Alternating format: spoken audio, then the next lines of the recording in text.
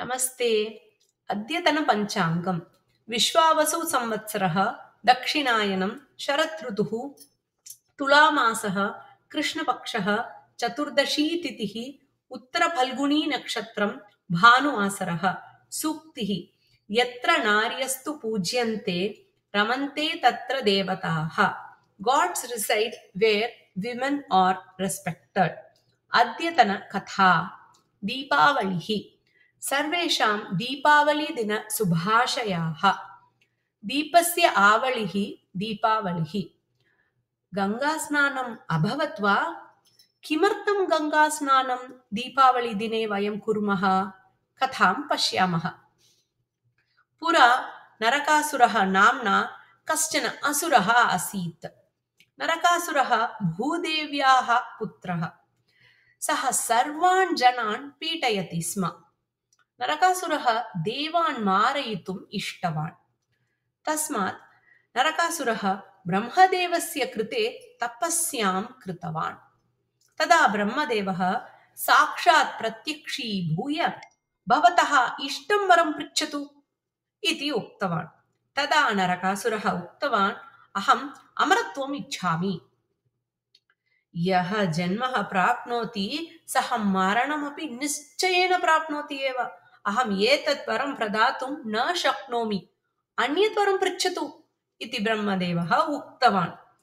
नरकासुरः चिन्तितवान्, कस्यापि माता कदापि स्वपुत्रं न मारयति, अतः मम माता एव मम मरणस्य कारणं भवेत् इति वरं पृच्छामि चेत् मम मरणं न भविष्यति।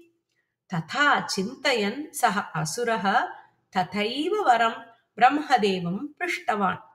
ब्रह्मदेवः अपि तथास्तु इति उक्त्वा निर्गतः।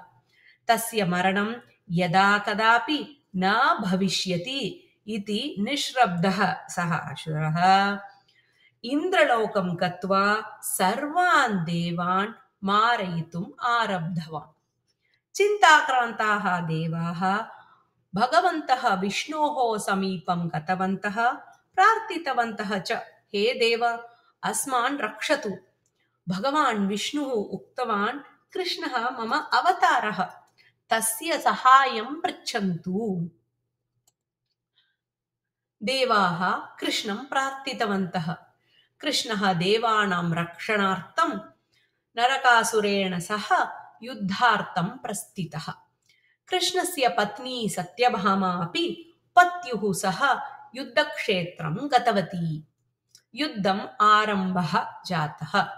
युद्धे नरकासुरस्य बाणेन कृष्णः मूर्छितः अभवत्। पत्युः स्थितिं दृष्ट्वा सत्यभामा कुपिता जाता।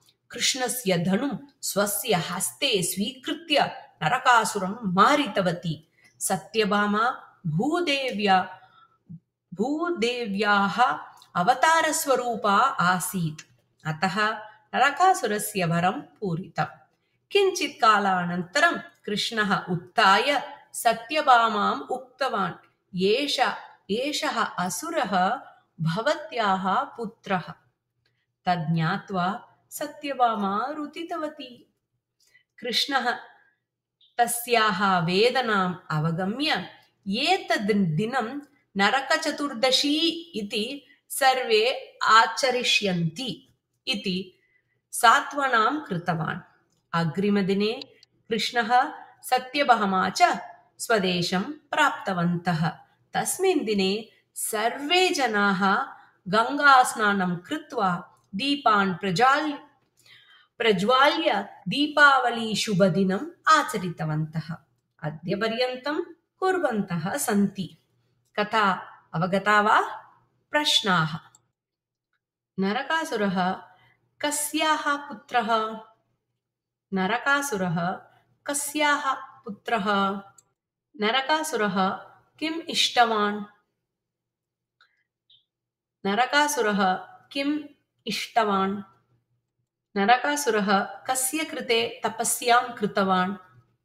नरकासुरः कस्य कृते तपस्यां कृतवान्? नरकासुरः किं वरं पृष्टवान्?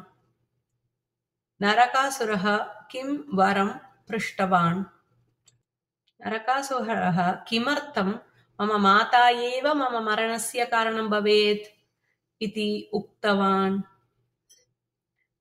नरकासुरः किमर्थं मम माता एव मम मरणस्य कारणं भवेत् इति उक्तवान्।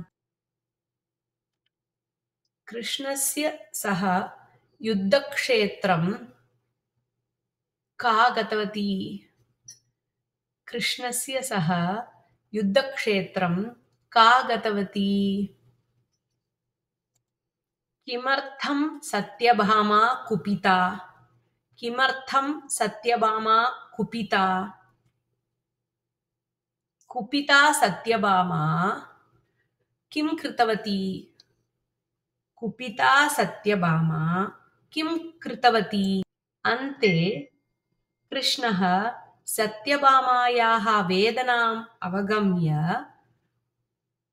किं कृतवान्?